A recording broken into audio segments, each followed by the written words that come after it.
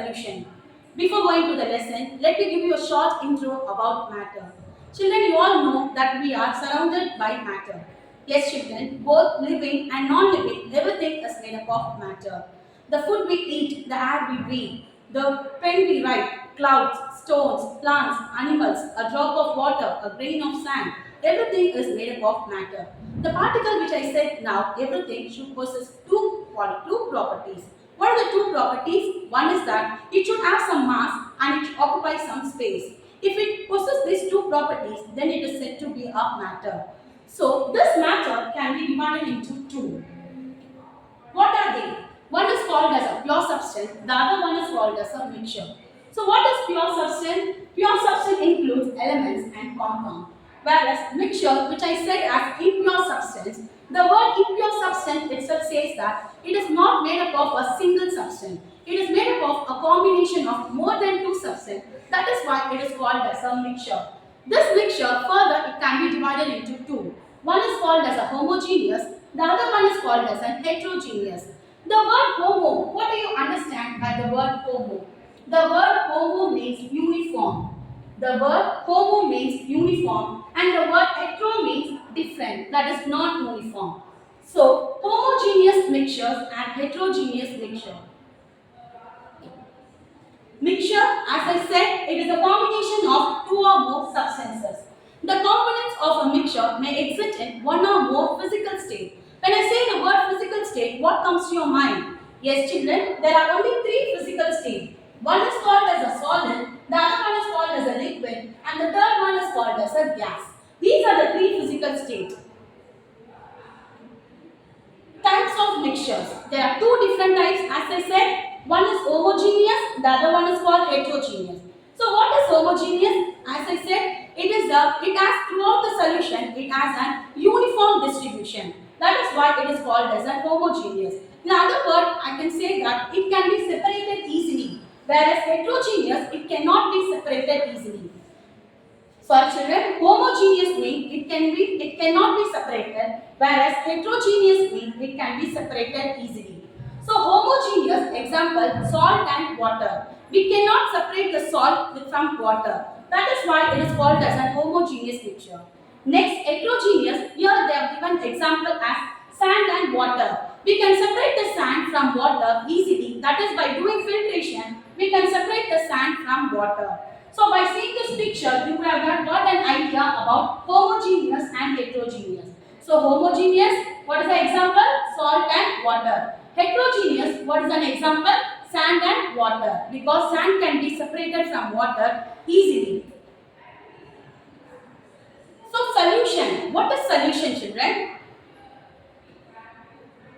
So as I said, when the components of the mixture are dissolved to form a homogeneous mixture and cannot be separated by filtration is called as a solution. I repeat, children, what is solution? When the components of a mixture are dissolved to form a homogeneous mixture and cannot be separated by filtration is called as solution. Next, we are going to see about solution in day-to-day life. By seeing this picture, you would have got an idea. There are many solutions in our day-to-day life. For example, this is seawater. Even our seawater is called as a solution. Why it is called as a solution? Because in seawater, there are many salts, dissolved salts. That is why it is called as a solution. Next, air we breathe. That is also called as a solution. Because the air which we breathe is not only made up of oxygen. It is a combination of oxygen, carbon dioxide, nitrogen. That is why air is also called as a mixture. Next, juice. Juice is also a mixture because it is a combination of water, sugar, everything. That is why it is also called as a mixture. Not only these three examples, there are many examples. Even our blood is also called as a homogeneous mixture. So one of the naturally existing solution is seawater. We cannot imagine life on earth without seawater. As I said, it is a mixture of many dissolved salts. The other one is air. It is a mixture of gases like nitrogen, oxygen, carbon dioxide and many other gases. Next, we are going to see about the components of solution. So So a solution is made up of two components.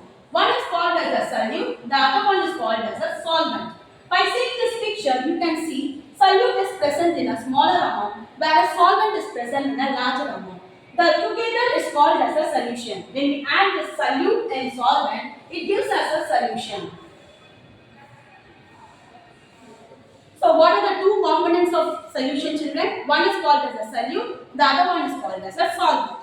So by definition, we can say solute is a component which is present in lesser amount, and solvent is a component that is present in a larger amount. So what is solute? The component which is present in a smaller amount is called as a solute. The component which is present in a larger amount is called as a solvent. Together, solute plus solvent gives us solution. Solute plus solvent gives us solution.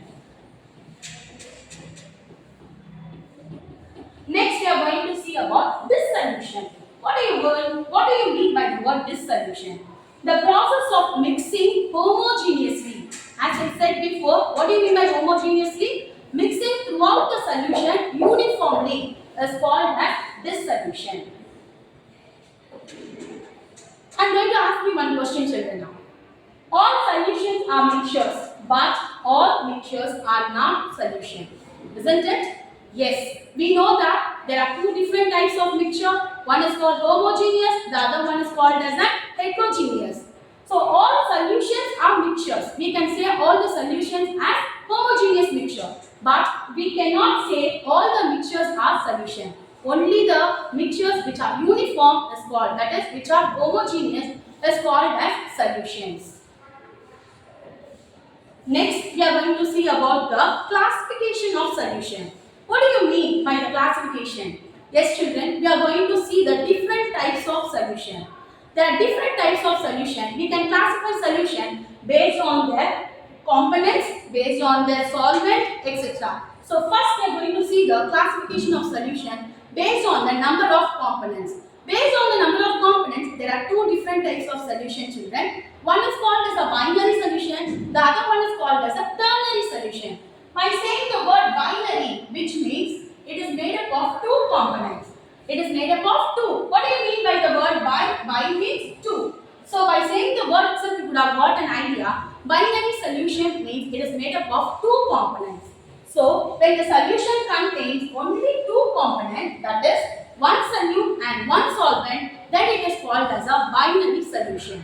Next, we are going to see about ternary solution. So when I say the word ternary, tertiary, that means it includes three components. So it is made up of three components, that is two solute and one solvent. It is called as a ternary solution. Example, salt sugar solution. That is the ORS which we drink when we are sick. That is an exact example for ternary solution. For binary solution, we can take the example of copper sulfate solution. Copper sulfate, which is present in the form of crystals, is added to water. That is what is called as a solvent, and copper sulfate crystal is called as a solute. So when we mix this both together, we get a solution, copper sulfate solution. That is an example for binary solution. So ternary solution, example, salt and sugar solution. Next, we are going to see about the classification of the solute, classification of the solution based on the physical state. Children, I already told you there are three physical states. One is called solid, the other one is called liquid, and the third one is called as a gaseous. So based on these three physical states, we are going to classify the solution. First one, solid solution. Next one, liquid solution, solid solution, liquid solution, and gaseous solution. Children, as I said, always we will add the solute will be in a smaller amount and the solvent will be in a larger amount. So we are going to classify the solution here only based on the solvent and not on the solute, because the solvent is going to be in a larger amount. So based on the solvent, if your solvent is a solid, then it is called as a solid solution. And if your solvent is a liquid, then it is called as a liquid solution. And if your solvent is a gas, then it is called as a gaseous solution. Let's see an example. For solid and solid, the example is copper dissolved in gold. Yes, children, a gold which we make ornaments is made up of copper and gold. We cannot separate the copper from gold easily. That is why it is called as a homogeneous mixture. Let me give you some more examples. So solid plus solid. What is an example I told? Gold. Solid solution. Why it is called as a solid solution? Because the solvent which we add is going to be in a greater amount. That is why it is called as a solid solution. Next, liquid in solid. Liquid and solid. As I said again, the solid which is the solvent which is in a solid state. That is why it is called as a solid solution. Example, mercury with sodium. Mercury with sodium. That anything which is mixed with mercury is called as an amalgam. So liquid plus solid is equal to solid solution because the liquid is the solute and the solid is the solvent. That is why it is called as a solid solution. Next example, solid and liquid. We can take a common salt, sodium chloride. We are going to add sodium chloride which is in the crystal form, that is in the solid form. Then we are going to add then water which is an example for solid and liquid. Here liquid is the solvent, so it is called as a liquid solution.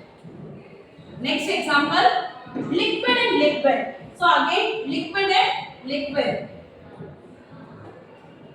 Liquid and liquid, anything which is mixed with water, both are liquid. Ethyl alcohol is also a liquid and water is also a liquid. So that is why it is called as a liquid-liquid solution.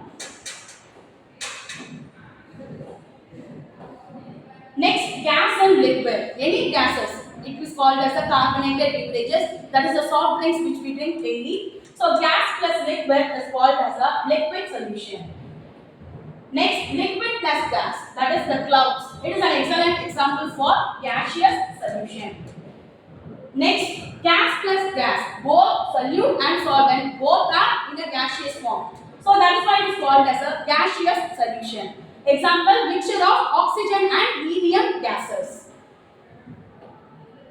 Next, we are going to see the classification of solution based on the type of solvent. As I said, the solvent will be added in a larger amount. There are two different types of solution children based on the type of solvent. One is called as an aqueous solution. The other one is called as a non-aqueous solution. Non-aqueous solution. When I say the word aqua, it's nothing but it is water. So, the solution in which water acts as a solvent, then that type of solution is called as an aqueous solution. We can see many examples given here. Common salt in water. Here the solvent is water. So this is an excellent example for aqueous. Again, sugar in water. That is also the water is the solvent. That is why it is called as an aqueous solution. Next, copper sulfate in water. That is copper sulfate crystals are mixed in water. For these three examples, you can see in all these three, the water acts as a solvent. That is why it is called as an aqueous solution. Next, we are going to see about non-aqueous solution. When I say the word non-aqueous, that means here the water will not act as a solvent. So anything other than water will act as a solvent. So if you are going to prepare a solution by using anything other than water, then that type of solution is called as a non-aqueous solution. So here we have used sulfur in carbon disulfide. So we are going to mix sulfur in carbon disulfide. Here your solvent is not water, your solvent is carbon disulfide because sulfur in water is insoluble. We cannot dissolve sulfur in water. If you dissolve, it is insoluble. We cannot dissolve. That is why we are going to use carbon disulfide. So the solution in which any liquid other than water acts as a solvent, then that type of solution is called as a non-aqueous solution. Example, sulfur dissolved in carbon disulfide, iodine dissolved in carbon tetrachloride. This sulfur and iodine, they will not get dissolved, that is they are insoluble in water. Next, we are going to see about the classification of solution based on the amount of solute. Based on the amount of solute, there are three different types of solution. One is called as an unsaturated solution, the other one is called as a saturated, and the third one is called as a supersaturated. So what are the three different types? One is called unsaturated, the second one is called as a saturated, and the third one is called as a supersaturated. We are going to classify the solution based on the amount of solute. First, we are going to see about saturated solution. So, what do you mean by saturated? In a solution in which no more solute. So, you cannot add further any solute. That is called as a saturated solution. So, a solution in which no more solute can be dissolved in a definite amount of solvent at a given temperature, then it is called as a saturated solution. Next, we are going to see about unsaturated solution. So, what is unsaturated? Unsaturated solution is the one that contains less solute. For example, 10 gram, 20 gram or 30 gram of sodium chloride in 100 gram of water is known to be an unsaturated solution.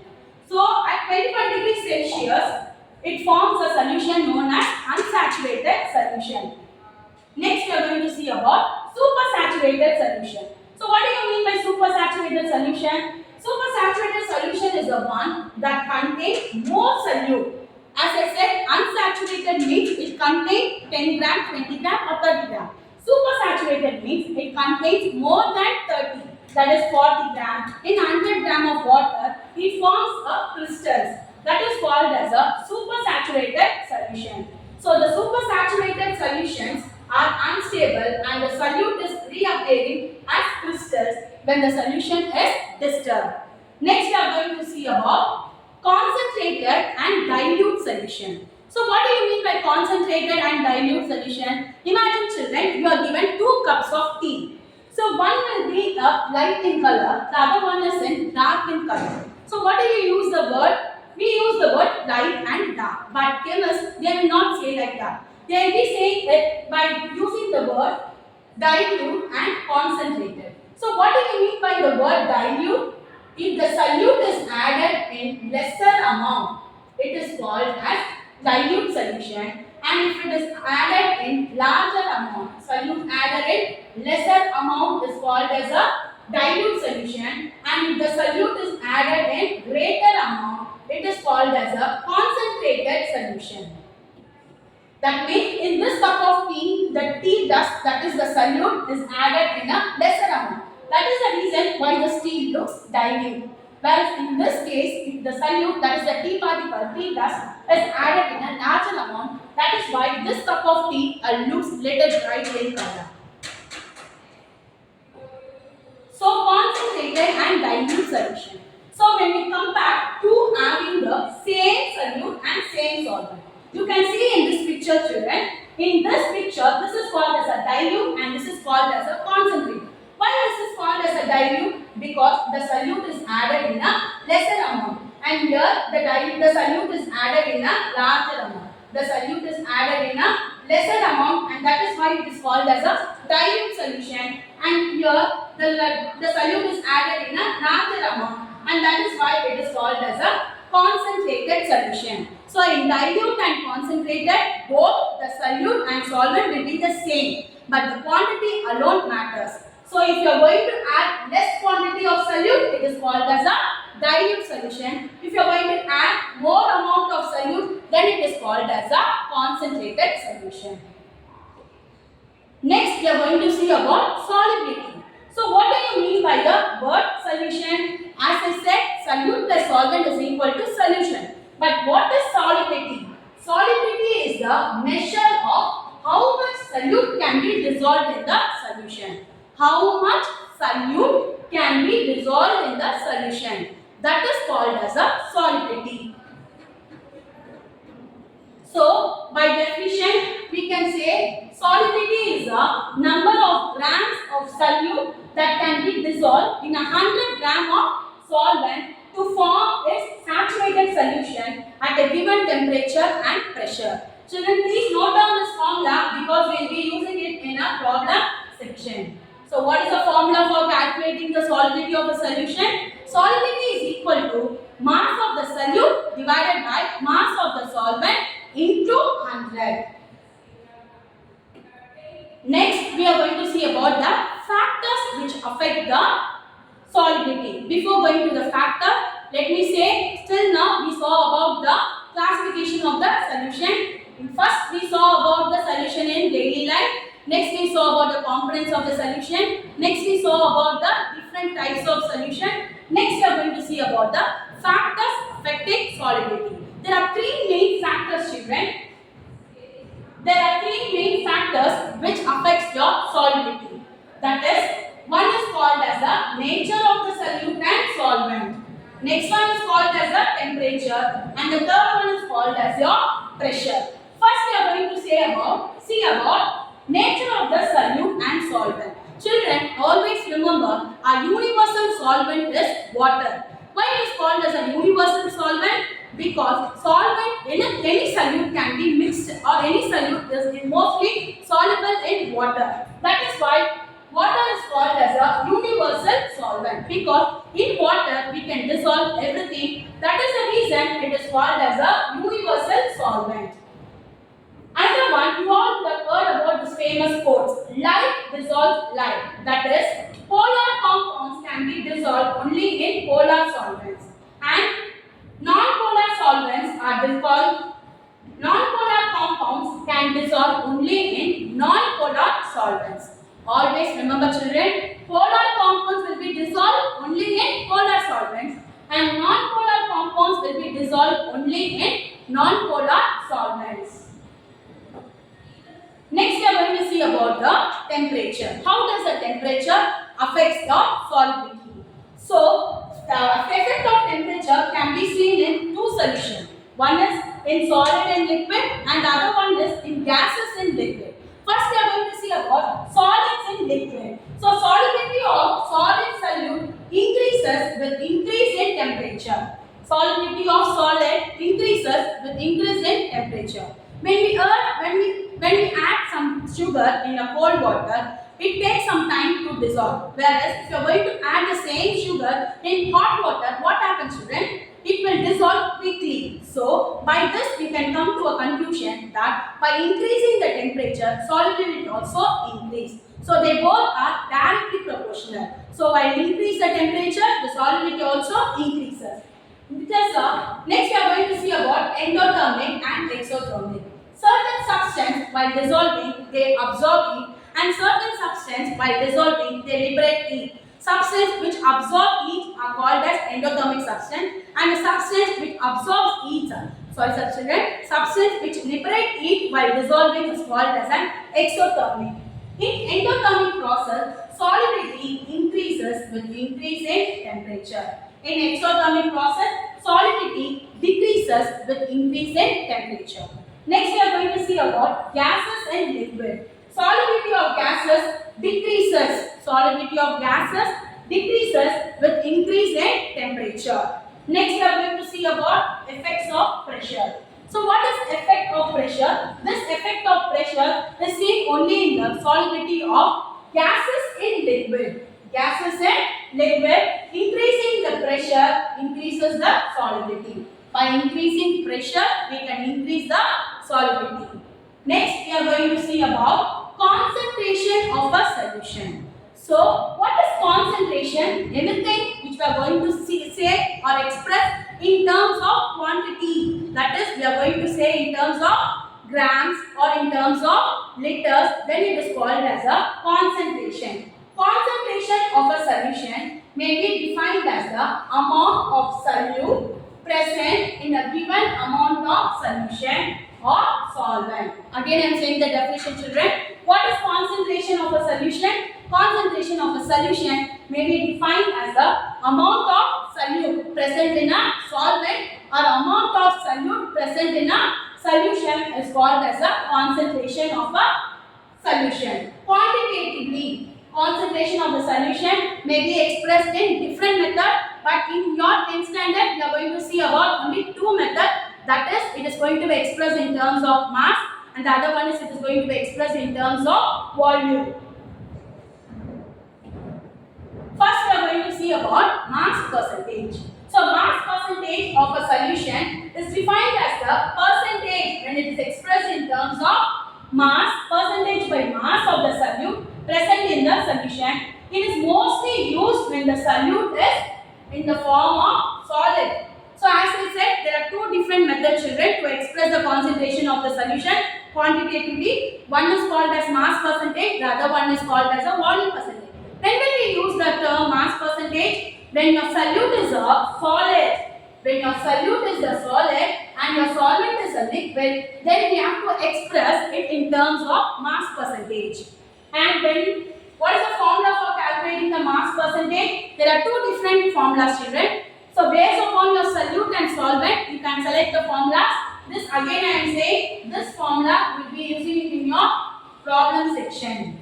First one, mass percentage is equal to mass of the solute divided by mass of the solution into 100. As you all know, if it is a percentage, we have to multiply by 100. So what is the formula? This is the first formula. Mass percentage is equal to mass of the solute by mass of the solution. Suppose if they are given in solute and solution format, then you can use this formula. Suppose if they are given in a solute separately and solvent separately, then you can use the formula as mass percentage is equal to mass of solute divided by mass of solute plus solvent. Solute plus solvent into 100. So if your question is in the form of, if they are given a question in solute and solution, you can use this formula. And if they are given the question in the form of solute separately and solvent separately, then you can use this formula. Mass of the solute divided by mass of the solute plus solvent. It is nothing but solute plus solvent is equal to solution. Next we are going to see about mass percentage. Before going to the mass percentage, let me give one example for, before going to the volume percentage, let me give you one example for mass. 5 gram of sugar solution means, if they are saying as 5% of sugar solution, that means 5 gram of sugar. Sugar is a solute. Then 95 gram of water. Water is the solvent. So it is saying as 5 gram of sugar solution. So for children, 5% of sugar solution means 5 gram of sugar in 95 gram of water. Hence it is made up of, together it is called as a 100 gram of solution. Next we are going to see about volume percentage. So volume percentage, again we have two formulas. Is defined as a percentage by volume of the solute present in given volume of the solution. First formula will be, again you will be using this in your problem section, children. Volume percentage is equal to volume of the solute and volume of the solution into 100. So if they are given a question in the form of solute and solution, you can use this formula. If the question is in the form of solute separately and solvent separately, you are going to use this second formula. Volume of the solute divided by volume of the solute plus volume of the solvent into 100. For example, 10% by volume of the solution of ethanol in water. In this case, ethanol is a liquid. What is ethanol? Ethanol is a liquid and water is also a liquid. Ethanol is a liquid and water is also a liquid. So as I said, we can use two different methods to express the concentration of the solution, that is to express quantitatively. The one is called, first one is called as a mass percentage and the second one is called as a volume percentage. If your mass percentage should be expressed in mass percentage if your solute is in a solid state and the solvent is in a liquid state. Whereas in this case, if you are going to express in terms of volume percentage, both your solute and solvent should be both in a liquid state. Here ethanol is also in a liquid state and water is also in a liquid state. So by saying 10%, it is understood that 10 ml of ethanol in 90 ml of water. Together it makes 100 ml of solution. 10 ml of ethanol in 90 ml of water. That is called as a 10%. Together it makes 100 ml of water. Next we are going to see about hydrated salts and water of crystallization. When I say the word hydrated salt, what do you mean by that, children? Yes, the water molecules are attached. The water molecules are attached. I am going to give you some examples. You can see in this picture, children, there are five different types of salts. One is called as a blue vitriol. The IPAC name of blue vitriol is copper 2-sulfate pentahydrate. What do you mean by the word penta? Penta means 5. Penta means 5. So what is the molecular formula for blue vitriol? Blue vitriol is a common name and the IPAC name for blue vitriol is copper 2-sulfate pentahydrate. So CuSO4 dot 5H2O. So dot 5H2 means 5 molecules of water is attached. That is why it is called as an hydrated salts. Next, Epsom salt. The IPAC name of Epsom salt is magnesium sulfate heptahydrate. What do you mean by the word hepta? Hepta means 7. So, what is the molecular formula for magnesium sulfate? MgSO4 dot 7H2O. So, 7 means hepta. So, 7 molecules of water is attached. So, that is why it is called as an hydrated salt. Next, gypsum. The IPAC name is calcium sulfate dihydrate. What do you mean by the word di? Di means 2. So 2 molecules of water is attached and the formula is CaSO4 dot 2H2O. There are chances of asking these molecular formulas in your 1 mark. So thorough with children. Next one, fourth one is green vitriol and the IPAC name is iron 2 sulfate heptahydrate. What is the formula?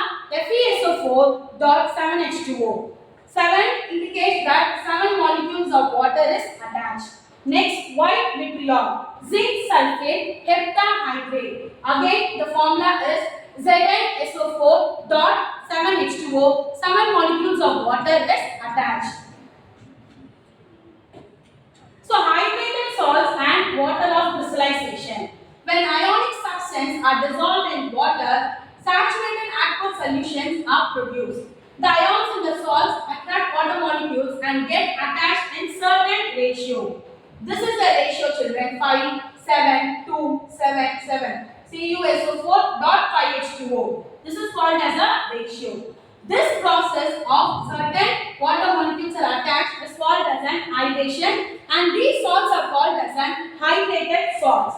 And water molecules are called as a water of crystallization.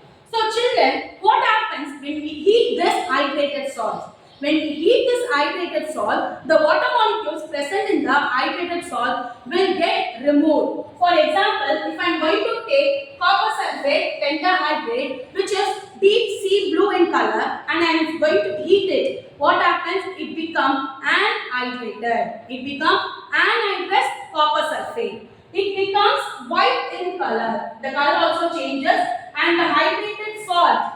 Hydrated means water molecules are attached and it is a reversible process. What do you mean by reversible process? Anhydrated salt will become hydrated and hydrated salt will become anhydrated. Hydrated salt will, while heating, it will lose the water molecules and water molecule gets separated and becomes anhydrate. And again, while we cool or when we add a drop of water, it becomes hydrated. That is, the water molecules get attached. So, on heating, they again lose their water and become amorphous. So, what happens when copper sulfate is heated? So, when copper sulfate, which is a hydrated salt, is heated, it becomes CuSO4 plus 5H2O. That is, 5 molecules of water which is present in the hydrated salt will get detached or will get removed. Next, the number of what next we are going to see a little deep about copper sulfate pentahydrate. What is the IPAC name? Copper sulfate pentahydrate. And what is the common name?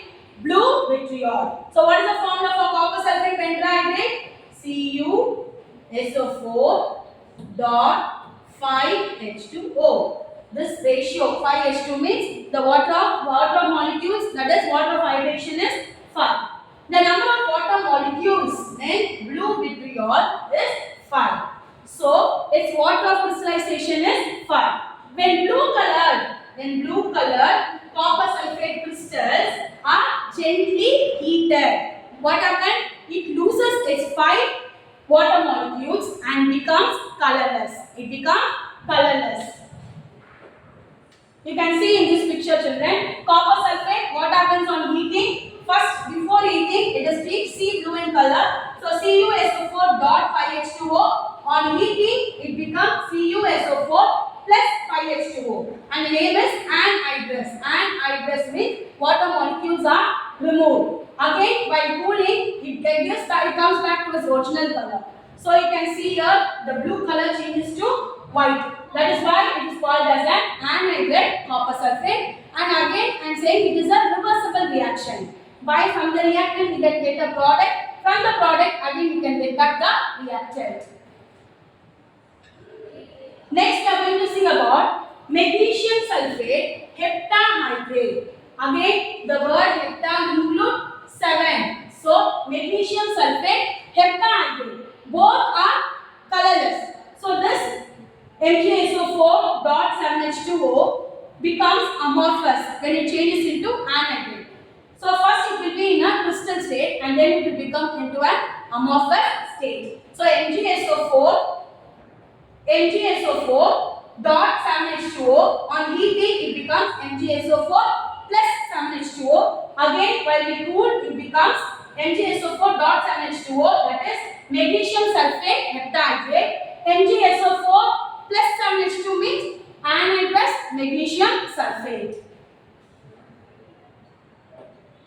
Next we are going to see about hygroscopic and deliquescent. What do you mean by the word hygroscopic and what do you mean by the word deliquescent? Hygroscopic, certain substance when they are exposed to atmospheric air or atmospheric moisture at ordinary temperature, they absorb moisture without changing their physical state. Such substances are called as hygroscopic substance. And the property is called as hygroscopic.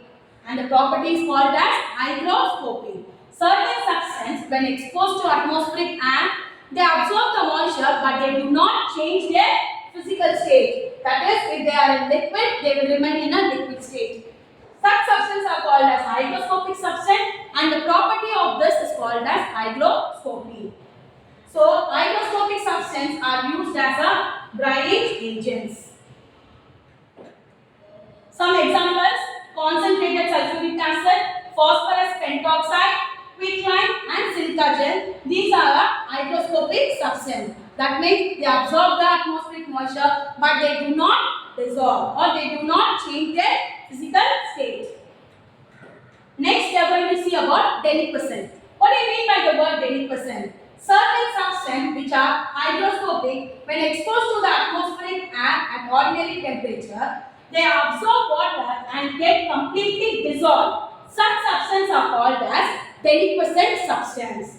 And this property is called as deliquescence. Deliquescent substances lose their crystalline shape and ultimately dissolve in the absorbed water, forming a saturated solution. Hygroscopic substance, they will not dissolve. They can absorb the moisture but will not dissolve. Whereas deliquescent substance, they completely get dissolved. They are given some example, children. Deliquescent caustic soda, that is NaOH. You can see how it is dry when it is fresh. After that, when it becomes wet, after some time it becomes wet. Difference between hygroscopic substance and deliquescent. So when exposed hygroscopic substance, when exposed to the atmosphere at ordinary temperature, they absorb the moisture and do not dissolve. Such substances are called as hygroscopic substance. Whereas deliquescent, when exposed to the atmospheric air at ordinary temperature, they absorb moisture and get dissolved. Such substances are called as deliquescent substance. The next one, hygroscopic substance do not change its physical state on exposure to air, whereas 10% substance